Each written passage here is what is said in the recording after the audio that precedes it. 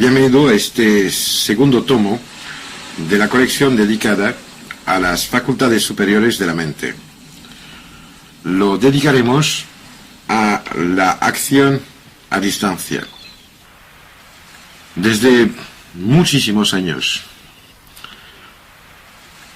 que voy curando y atendiendo a los demás, son centenares de veces que se me ha pedido de explicar qué hacía exactamente cuando me ocupaba de alguien que se encontraba a veces a miles de kilómetros de a donde yo estaba físicamente presente. Antes de empezar, tengo que aclarar que a pesar del título de la colección, yo no tengo ninguna facultad superior, tal y como se suele entender tal concepto, ni creo que nadie los tenga.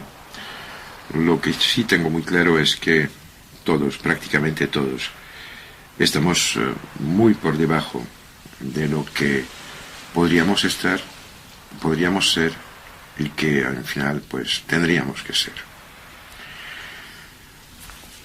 El concepto de acción a distancia en realidad solo existe porque creemos que estamos separados los unos de los otros. Y esto a pesar de que tanto la historia transmitida por libros y sabios como la historia chica que todos albergamos por haberla vivida o recibida de nuestros familiares, amigos o vecinos.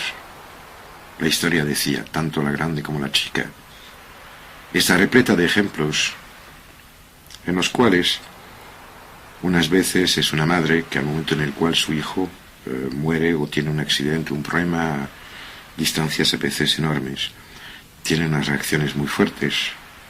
A veces es un amigo que capta al otro. A veces de manera mucho más rudimental y basta. Es el pensar en alguien o en algo y al cabo de un rato efectivamente ocurre. De todas maneras, la apariencia extraordinaria de estos hechos depende de una sola cosa.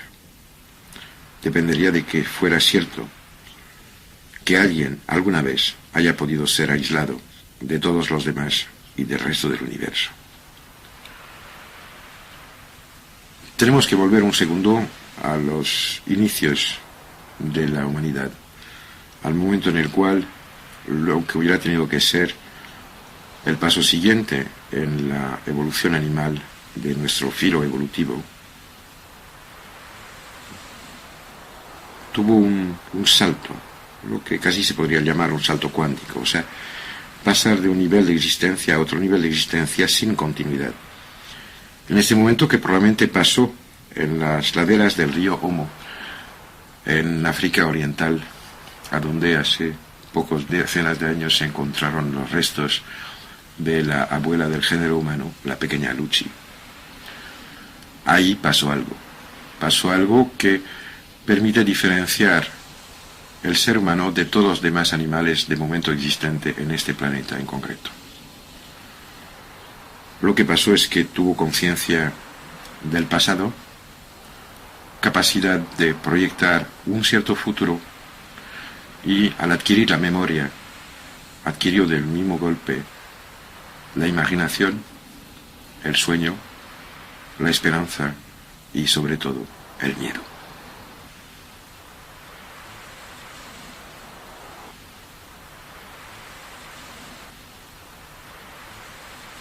Desde siglos y milenios, tanto los filósofos como los fundadores de religiones, profetas, iluminados, inspirados y, por qué no, visitados por una conciencia divina, nos hablan de lo mismo. Tenemos que ir paulatinamente, todos, al final, la misma dirección. Si uno se para un segundo a examinar a dónde apunta este dedo venido de la lejanía del tiempo humano, siempre se encuentra en el mismo sitio. Todo ocurre como si Dios quisiera que fuéramos Él. Entonces, ¿qué pasa? Es una idea terrorífica. ya que implica que estemos cargados de un destino que escapa y de mucho a las limitaciones inherentes a nuestra condición actual de ser vivo bípedo con un tiempo de vida como mucho de 100 años de la manera más habitual. Frente a esos dos infinitos, uno que apunta hacia el porvenir divino, reintegrando la conciencia en una metaconciencia cósmica, y la sensación terrorífica de aislamiento que hace que nos sentimos como islas perdidas en medio del océano o como el árbol que va a ser talado en medio de un bosque frondoso. Entre esos dos infinitos, pues la conciencia, para sobrevivir, escogió la solución más fácil. Probablemente ahí está todo el problema. Decidió aceptar de estar aislada y por lo tanto de únicamente tener como información sobre el resto del universo la que le estaba proporcionada por la zona sensible de su frontera exterior, que en realidad es ni más ni menos que la diferenciación de nuestra superficie, la piel, en varios sectores de sensibilidad a tipos y niveles vibratorios diferentes. Vivimos en una realidad y dentro de un sueño a la vez. La realidad es el conjunto de experiencias vividas a través de nuestros sentidos y que nos dan unas poquísimas informaciones sobre lo que a lo mejor hay afuera de este espacio mágico que es el dentro de nosotros, tanto espacio orgánico como espacio moral, mental y de la ilusión. Sin embargo, estas captaciones del mundo exterior que nos permiten elaborar una imago mundi, que es la que utilizamos para movernos y desarrollar nuestra actividad física, mental, espiritual, moral, emotiva. Esta experiencia vivida es como un tejido lleno de huecos y agujeros. Las playas de silencio absoluto que separan las zonas que lleguemos a captar son gigantescas. Sin embargo, solemos vivir experimentando una continuidad de la existencia de lo que nos rodea, cuando en realidad no es así.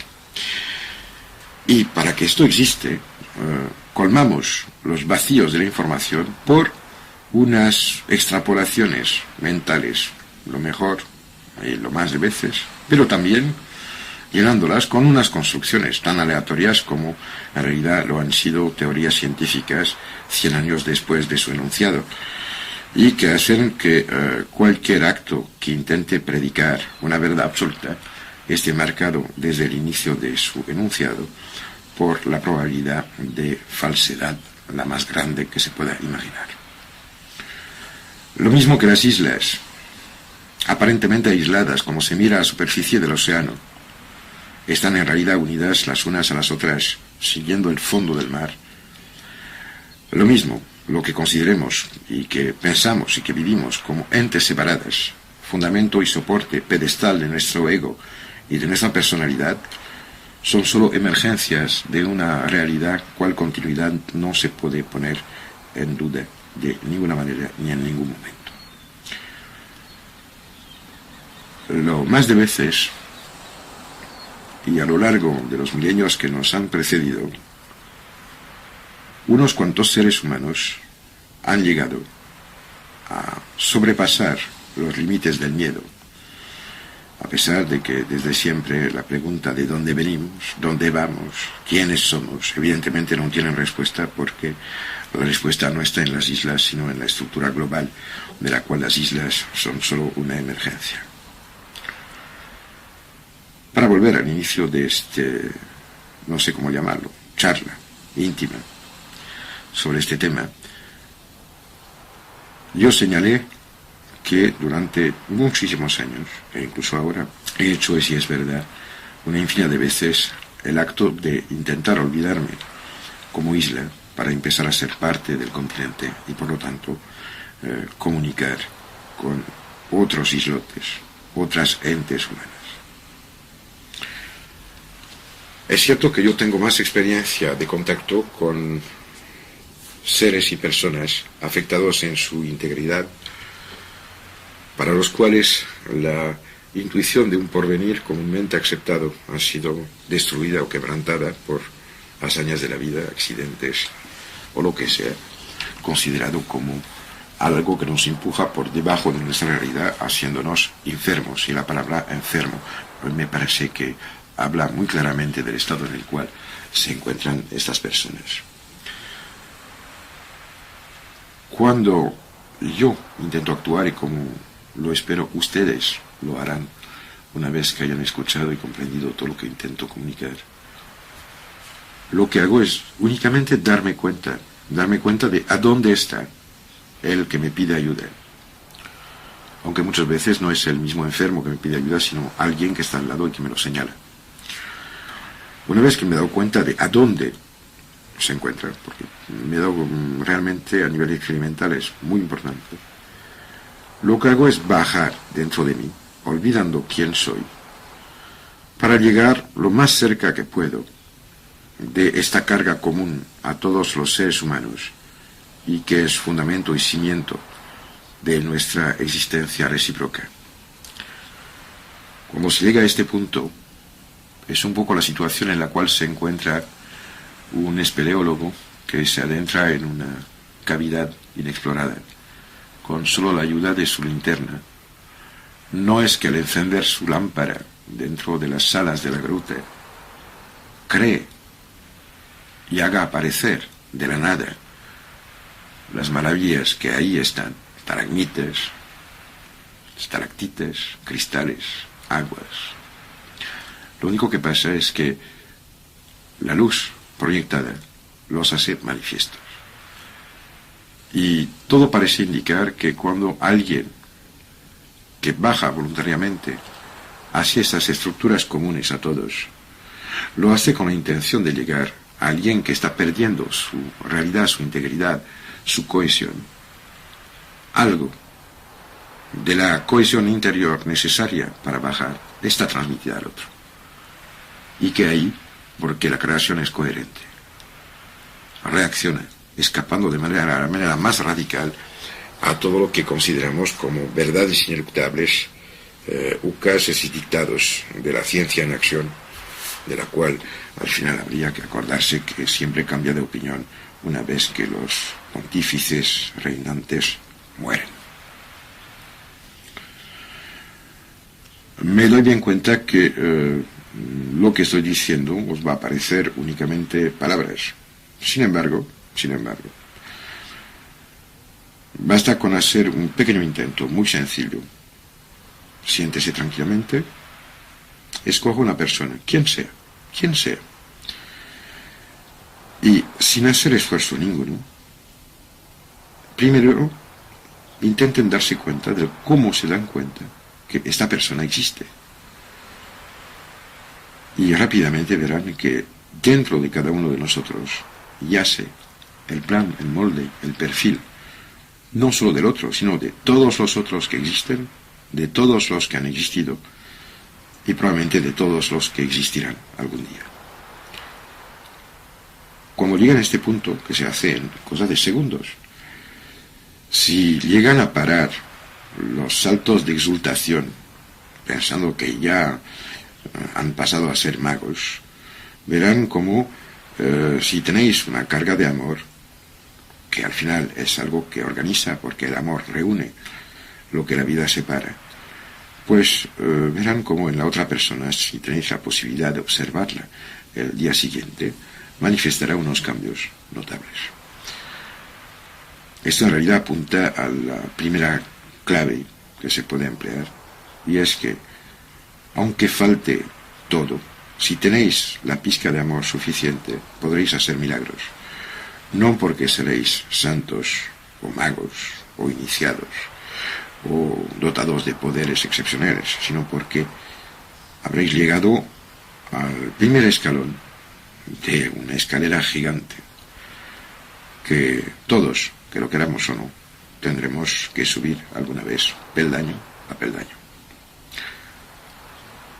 Más lejos comentaré técnicas más concretas, pero de momento intentemos recorrer un poco este fenómeno. En realidad, cuando nos damos cuenta que el universo vivido está hecho muchísimo más de la materia conceptual nacida de nuestra imaginación y de nuestro deseo de colmar los vacíos del no captado del universo, lo que en realidad pasa es que nos damos cuenta que al vivir dentro de una idea, el paso siguiente es darse cuenta que probablemente todo es idea. Ya Haldane, el biólogo inglés, Einstein mismo, decían de que el universo era mucho más una gran idea que una gran realidad material. A este momento, la pregunta que a mí me vino a la mente hace muchísimos años de esto era, si es así, ¿cuál es la conciencia que está detrás de lo que he experimentado? Porque si alguien puede experimentar lo que yo estoy pensando y soñando para él, igual estoy yo viviendo, experimentando algo soñado y deseado por otro. En realidad creo que existe una gigantesca continuidad de la conciencia cósmica tan amplia, tan gigante, que evidentemente molesta a la construcción egoísta de nuestras pequeñas realidades que llamamos persona, vida, destino, pertenencias propias. Y claro, en contra de esta gigantesca continuidad de conciencia, luchamos de la manera más feroz que sea, erigiendo barreras que permiten decidir y saber, o tener la impresión de saber siempre y permanentemente a dónde me paro yo y a dónde empieza el resto. Esta defensa de los límites y los interfaces, que hace que para que el ser exprese una voluntad hace falta que esté totalmente constituido y por lo tanto totalmente aislado, es la paradoja fundamental que hay que eliminar para poder acercarse al universo de lo que por fuerza tengo que llamar de algún nombre y que por eso he bautizado las facultades superiores de la mente. En realidad no es ni una invención mía ni de ninguna manera un descubrimiento reciente. Basta volver a leer, como espero que ya lo han leído todos, el Tao Te Ching, para encontrar ahí dentro que la única cosa que impide de encontrar por dónde pasar para llegar al camino es la gana de encontrar por dónde pasar para encontrar el camino. El nivel de tranquilidad, y digo tranquilidad porque no presupone de abandonar nada, pero presupone únicamente de quitar las barreras que hacen de que el campo suyo esté cercado, limitando la penetración de sus vecinos. No quiero quitar nada a nadie. Pido únicamente de que dejen caer las barreras y se darán cuenta rápidamente que no hay ningún campo que haya invadido ningún campo del lado en todo lo que hay de historia del terreno en nuestro planeta. Una vez que esto está hecho, a lo mejor se darán cuenta que permanentemente están emitiendo algo que llega a todos los demás y a todas las partes del universo en el cual se encuentran. Y claro, al no estar tocado por la luz del espíritu de la mente consciente, esas emisiones permanentes lo que están transmitiendo es desorden. Sabemos desde ya bastante años que la ley común que rige el proceso universal de expansión y conocida como entropía es en realidad un proceso de degradación en el cual a medida que un sistema aumenta la cantidad de sus componentes, disminuye la calidad y la intensidad de las interrelaciones que aseguran su estabilidad. Frente a este proceso universal negentrópico, la vida y la conciencia albergada por ella, porque todo parece indicar que todo el proceso de elaboración de las formas vivas tenga su finalidad y su explicación en la aparición de la conciencia, momento al cual tenemos que pensar que los cuerpos sirven para que la mente aparezca y empiece a funcionar, pues la vida se opone al desorden universal porque la vida al final es negentrópica. Quiero decir que la vida tiende a organizar todo lo que le viene de las sustancias del mundo exterior, plasmarlas, elaborar con ellas estructuras capaces de reproducirse, introduciendo una estructura común, repetible e identificable dentro de este mundo que al final es el caos. La creación está muy lejos de estar acabada, está en realidad en curso permanentemente, y el hecho de actuar a distancia no es ni más ni menos que transmitir parte del orden estructural albergado por cada vida que albergue o soporte conciencia a otro tipo de vida o a otro punto de emergencia similar que lo necesite. Con lo cual, aparentemente nos estamos alejando del tema inicial, pero si se paran un segundo o escuchan otra vez lo que he dicho, se darán cuenta que no es así. Claro, antes de pasar a ejercicios concretos y a los aspectos más anecdóticos de todo este proceder, hay que mencionar que todo lo que toca la conciencia queda definitivamente plasmado en ella. O sea, quiero decir que a pesar de que no esté totalmente consciente, ni muchísimo menos ahora, la gran conciencia que corresponde a la totalidad de la humanidad viva y de la que vivió y probablemente de la que vivirá, esta supermente de la cual cada una de las mentes existentes es solo una emergencia particular, un cristal frente a una montaña de cristales, está dependiente de la calidad de actos interiores que haremos. Está dependiente también del desinteresado que sean nuestros actos y movimientos. Y al mismo tiempo, a medida que uno, practicando esta forma muy sencilla, a pesar de elevada, del amor al prójimo, habrá introducido su pequeño esfuerzo a la elaboración de la gran conciencia de la supermente de la humanidad, se tiene acceso, y le juro que es una experiencia prodigiosa, a lo que ya ha sido descrito por místicos, extáticos, profetas, visionarios, a lo largo de los milenios, que de manera más reciente ha sido bautizado desde el final del siglo pasado y la intervención de Elena Petrovna Blavatsky como archivos akáshicos, que en realidad es el conjunto de las huellas que corresponden a la memoria de la humanidad. Hablo de esto porque estoy bien consciente de que somos un poco todos como el burro a quien hay que enseñar alguna zanahoria para que siga caminando.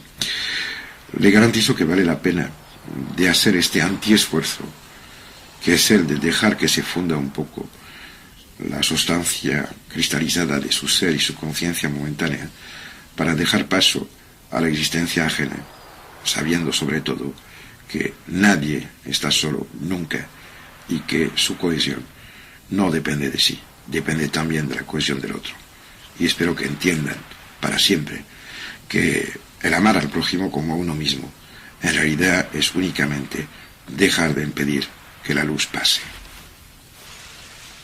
Acuérdese, no solo todo es posible, sino todo es necesario, y nunca podrán imaginar el imposible.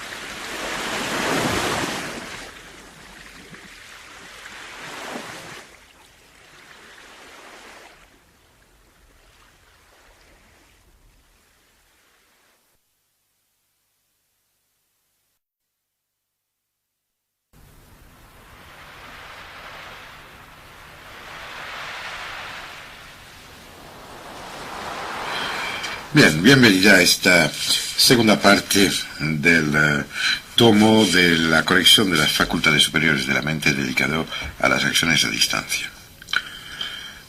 Primero me voy a ocupar de una especie de resumen que hemos hecho haciendo una síntesis de una cantidad brutal de cartas recibidas en los 2 últimos años y que todas pedían de una manera u de otra precisiones sobre este tema. Hemos sintetizado las preguntas más habituales para poder contestar a la mayoría.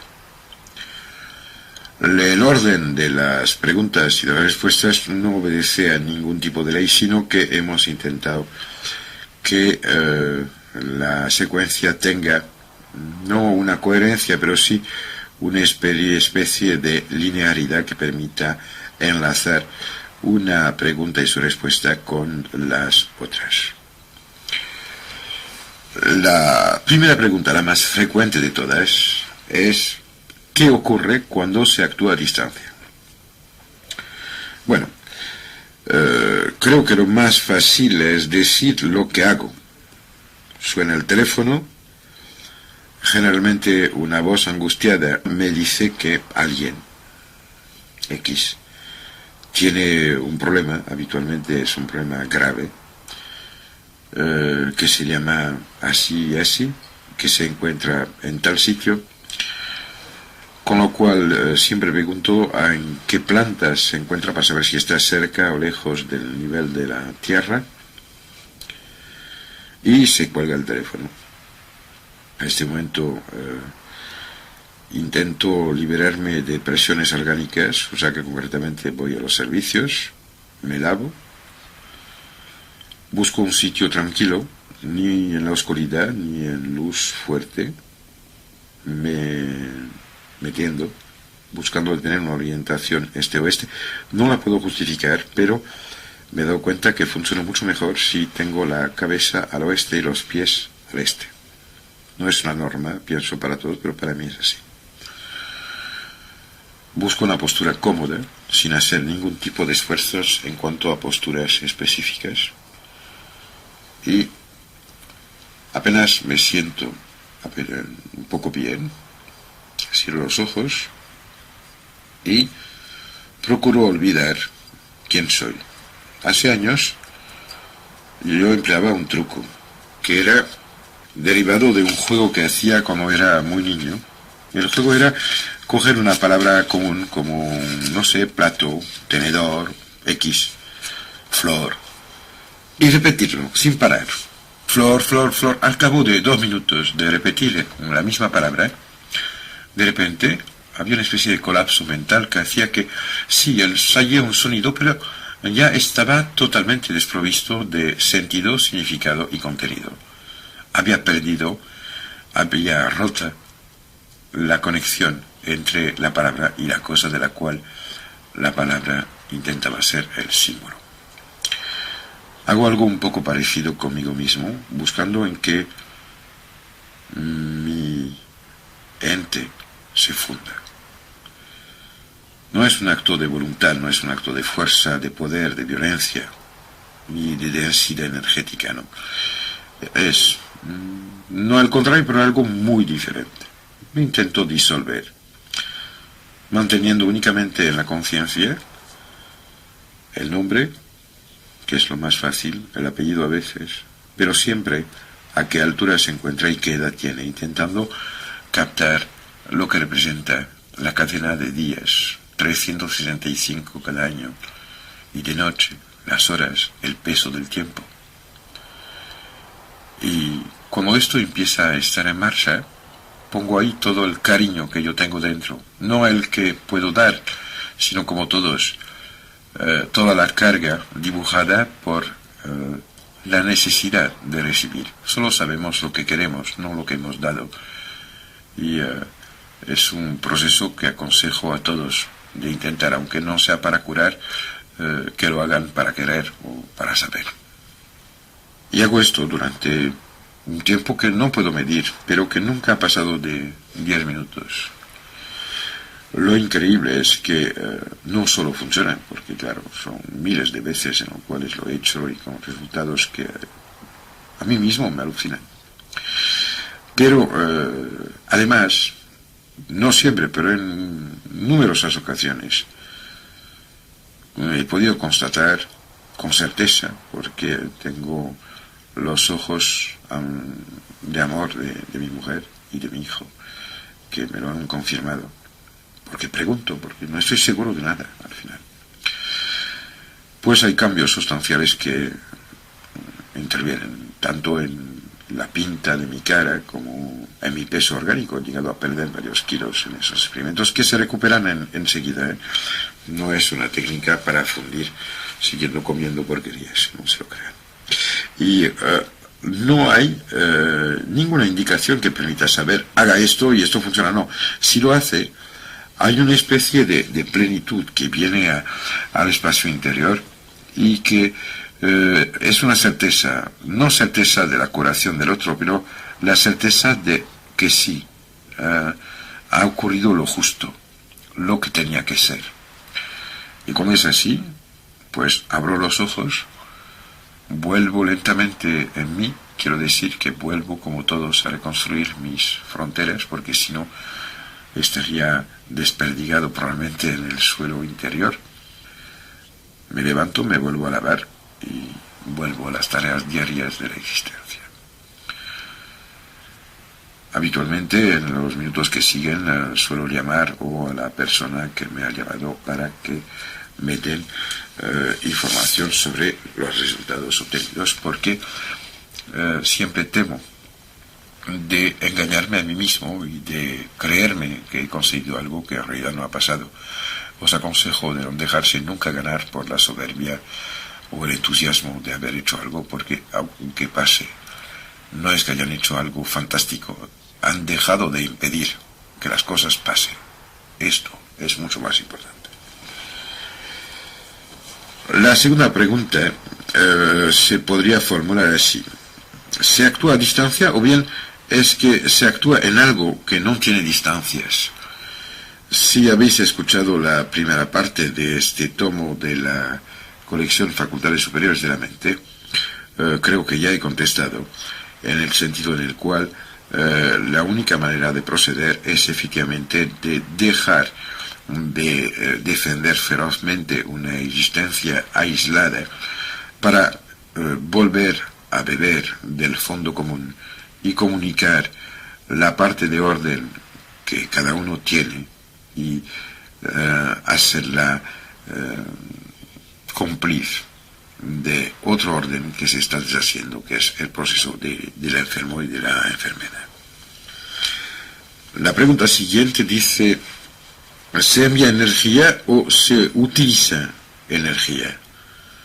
Y también pregunta en la misma, porque es una sola pregunta, ¿por qué hace falta un intermediario? Eso es muy importante. En realidad, lo normal sería de que nadie nunca me llame, porque todos tendrían que ser en cualquier momento capaces de hacer ellos mismos esta bajada hacia el fondo común y beber a las fuentes inagotables de la estructura de la humanidad. Problema. Al final, muy poca gente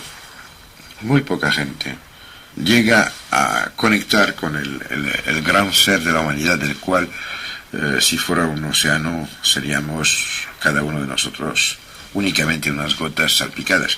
Entre otras cosas porque la enfermedad, que es pérdida de memoria y pérdida de coherencia, va siempre acompañada por un movimiento de tipo pendular que hace que se intenta ferozmente defender las estructuras limitadas y limitativas que impedían a los demás de entrar, y que en este caso impiden a él de dentro de salir, como un idiota que construye una torre desde dentro y cuando ha acabado está en la cárcel. La pregunta siguiente es muy gorda, porque toca uno de los temas que más me revuelven desde siempre. Dice: ¿y por qué a veces se cura la gente que recurre a mí sin ni siquiera haber llamado? Esto en realidad tiene que ver con precisamente lo que contaba antes, este contacto permanente, esta realidad continua que hace que no existe fractura ninguna entre alguien y otro. Lo que hace que el niño que muere en Soweto, en Sudáfrica, hace que algo en su organismo está muriendo. Hace que dentro de cada uno de nosotros, de su realidad, de cada uno, la suya, la mía, algo está muriendo. Claro, para seguir viviendo tranquilo, la mayoría de veces se vive a ojos cerrados, a corazón cerrado, a mente tapada y a conciencia apagada. Si están escuchando esta cinta es que queréis, o por lo menos esperáis, todo el contrario. Es cierto que desde el día en el cual curé y atendí de la manera esta, despersonalizándome a los primeros enfermos, nunca jamás he vuelto a cerrar la puerta. No hay cerraduras en mi alma, con lo cual efectivamente, sin que yo sepa, pasan por mí, me cogen como un morrele, un punto de referencia que les permite no venir hacia mí a coger alguna cosa que yo tuviese y que los demás no tendrían, no. Solo que me utilizan porque piensan que a través de mí se puede, y con este pretexto hacen lo que tenían que hacer sin mí. Sin embargo, es cierto que a veces me encuentro con sensaciones rarísimas, imágenes, frases que me vienen y cosas así, cada vez que han sido lo bastante claras como para que pueda plasmarlas y apuntarlas, y que he ido averiguando, siempre he encontrado quién, cuándo me había pedido, y siempre era coincidente. La otra pregunta, al momento de escribirla, la cogió mi hijo Mathurin y la volvió a plasmar diciéndome: ¿qué quieres decir cuando dices que estabas muy lejos? Es verdad que a cada vez, y Dios sabe que son muchas, que hago este tipo de actuación, tengo la sensación de expanderme, de diluirme, de fundirme en algo que no tiene fin. Y cuando digo que no tiene fin, es tanto en el espacio material en el cual me encuentro como en otros tipos de dimensiones que a lo mejor tienen que ver con el tiempo y la emoción, que son factores muy parecidos entre sí. Y sí, es cierto que cuando abro los ojos al final de una de esas sesiones, no tengo la sensación de ser un explorador que vuelve con un tesoro, sino la de haber perdido algo. Quiero decir que me he vuelto a condensar en algo que, por ser condensado, tiene las límites que ha querido y por lo tanto está limitado. Y si ustedes supieran la inefable sensación de libertad y de absoluta existencia que se tiene, y de realidad inimaginable que se llega a tocar, se dan cuenta de que efectivamente el volver a asumir las limitaciones de esta encarnación en concreto, sí, así que hay que volver desde muy lejos, pero no en una dirección, desde todas las direcciones, como una esfera enorme que volvería a ser solo un centro.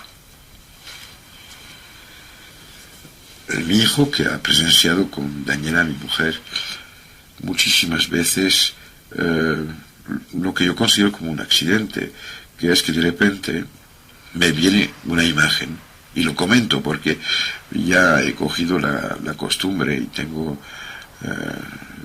la manía, la precaución de comentar en el acto cuando me viene algo, entre otras cosas porque no me fío ni siquiera de mí mismo, y que lo que he dicho a los testigos de mi vida y de mis emociones íntimas pues me permite de tener un punto de agarre posterior. ¿Cómo vienen? No lo sé exactamente. Lo que sí puedo decir es cómo es. Estoy haciendo cualquier cosa, leyendo, trabajando al ordenador, estoy de pesca, trabajando en el jardín, o duchándome, o lavándome los dientes, mirando la tele o sentado. y de repente me viene algo a la mente, como ocurre a todo el mundo permanentemente, solo que a este momento lo que está pasando dentro coge más importancia que lo que estoy captando afuera.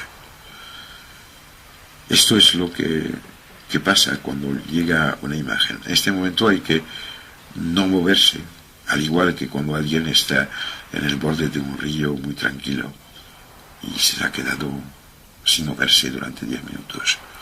Y aparece un pájaro como una joya azul, un martín pescador, que se ve de reojo en el final del campo de visión. Todos los que han vivido esas experiencias saben que a ese momento no hay que moverse para mirarlo de frente porque desaparece. Hay que dejarlo. Las joyas de la realidad necesitan que nadie manifieste las ganas de cogerlas. Las imágenes estas es exactamente lo mismo. Y si yo tengo la costumbre de comentarlas en voz alta para que se tomen notas, es porque precisamente son cosas tan fugaces y tan frágiles que es como enamorarse de una sombra, de un proyecto de belleza. La otra pregunta, que esta sí me ha sido hecha por Mathurin, que es el que recopiló todas esas cartas, es la siguiente. Dice: ¿el hecho de actuar cansa o bien tiene algún otro side effect, o sea, un efecto colateral? Pues sí y no, porque es cierto que el dejar de defender con ferocidad las limitaciones que permiten decir yo plantea problemas a esas colonias celulares que tenemos y que albergamos y nos soportan, esos agregados celulares que llamamos órganos y todo el sistema que les acompaña. Y lo mismo que el movimiento, este oleaje del alma que aparece y se produce cuando se actúa de esta manera, interfiere, y es cierto, con una parte de la realidad física.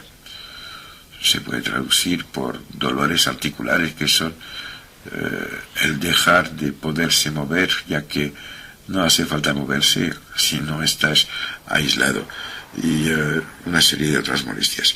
En cuanto a los efectos colaterales, uno de los más increíbles, simpáticos y fantásticos es que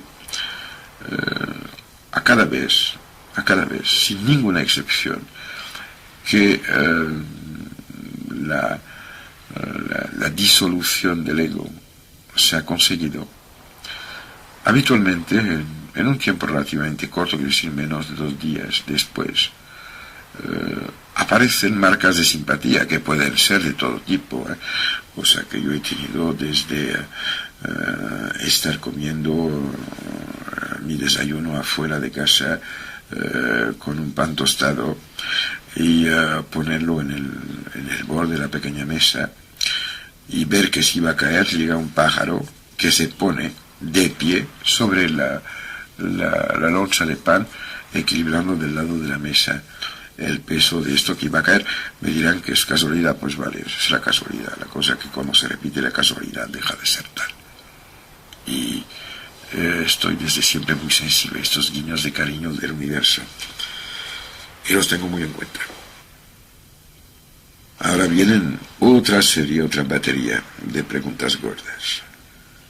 La más frecuente, aunque para mí la más molesta probablemente, dice: ¿dónde se aprende este tipo de actuación y cómo? Tengo ganas de contestar que ¿dónde se aprenden? Dentro de uno mismo. ¿Y cómo?